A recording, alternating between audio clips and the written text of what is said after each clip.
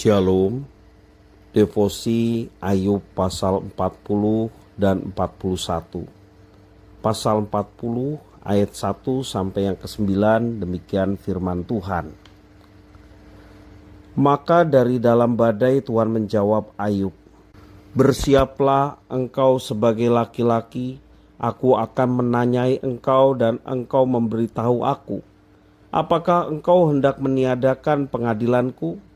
Mempersalahkan aku supaya engkau dapat membenarkan dirimu? Apakah lenganmu seperti lengan Allah dan dapatkah engkau mengguntur seperti Dia?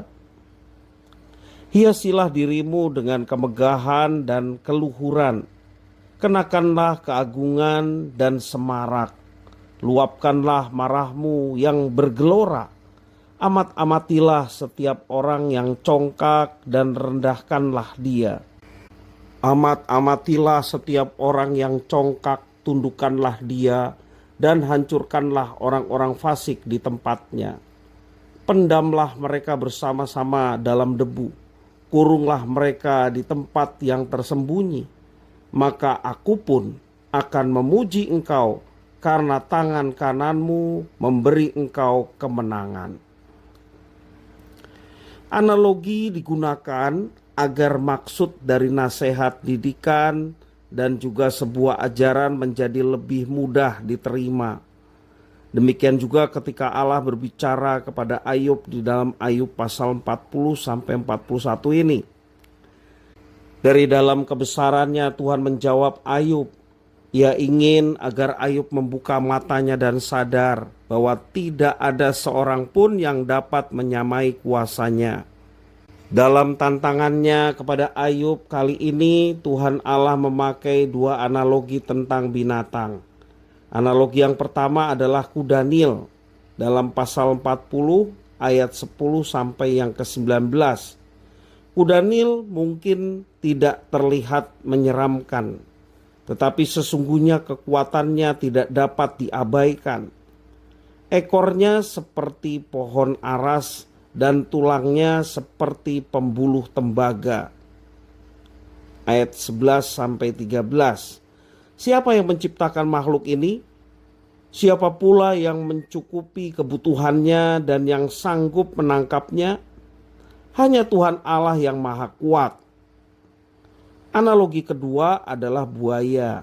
Itu di dalam pasal 40 ayat 20 sampai pasal 41 ayat 25. Tuhan bertanya kepada Ayub, "Dapatkah engkau menarik buaya dengan kail atau mengimpit lidahnya dengan tali?" Jawabnya pasti tidak. Seekor buaya tidak akan memohon belas kasihan, membuat perjanjian atau bermain-main. Sebaliknya, baru saja orang melihatnya, orang itu akan dikalahkan. Orang yang nekat pun takkan berani menantangnya. Besarnya kekuatan buaya menggambarkan betapa lebih kuatnya Allah dibandingkan dengan makhluk yang terkuat di muka bumi sekalipun. Sebagaimana kita melihat kuda Nil dan juga buaya begitu kuat, Tuhan Allah jauh melebihi keduanya. Siapa yang mampu menyatakan dirinya di hadapan Allah? Bukan Ayub, bukan pula kita. Melawan binatang ciptaannya saja kita tidak sanggup. Terlebih lagi membela diri kita di hadapan Tuhan Allah Sang Pencipta yang Maha Kuasa. Sungguh aman hidup kita jika berada dalam genggaman tangan Tuhan.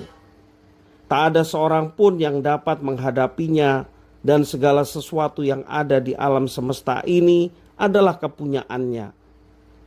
Marilah kita juga mengakui dengan rendah hati di hadapan Tuhan bahwa tidak ada yang perlu ditakutkan dalam hidup ini, karena kita memiliki Tuhan Allah yang kekuatannya tak tertandingi.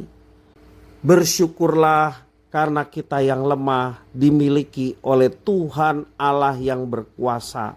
Jangan berpaling kepada siapapun, tetapi tetaplah bersama dengan Tuhan Allah kita, maka kita akan mengalami kuasanya yang sedemikian luar biasa menyertai kita, sehingga dalam menjalani kehidupan ini kita boleh mengalami kemenangan demi kemenangan karena ada dukungan dari Tuhan yang Maha Kuasa untuk kita menjalani kehidupan. Tuhan Yesus memberkati.